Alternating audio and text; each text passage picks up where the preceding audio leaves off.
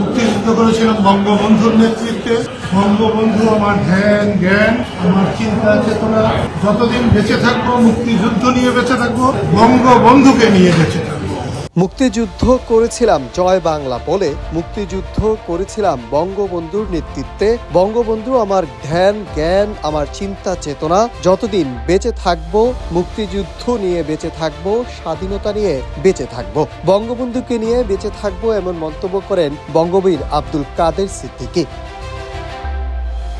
রাজধানীর শাহবাগ থানায় করা সন্ত্রাস বিরোধী আইনের মামলায় গ্রেফতার সাবেক সংসদ সদস্য আব্দুল লতিফ সিদ্দিকী ও সাংবাদিক মঞ্জুরুল আলম পান্নাকে জামিন দিয়েছে হাইকোর্ট। ৬ নভেম্বর হাইকোর্ট প্রাঙ্গণে সাংবাদিকদের সাথে আলাপকালে এসব কথা বলেন তিনি।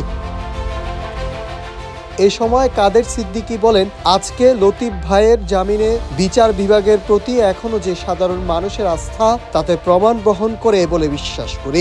বিচার বিভাগের প্রতি এখনো আমাদের সবার আস্থা আছে। এ মামলায় যাদের অন্যায়ভাবে এখনো জেলে রাখা হয়েছে, আমি অনুরোধ করব সরকারের শুভবুদ্ধি উদয় হোক, তাদের ছেড়ে দেওয়া হোক, মুক্তি দেওয়া হোক।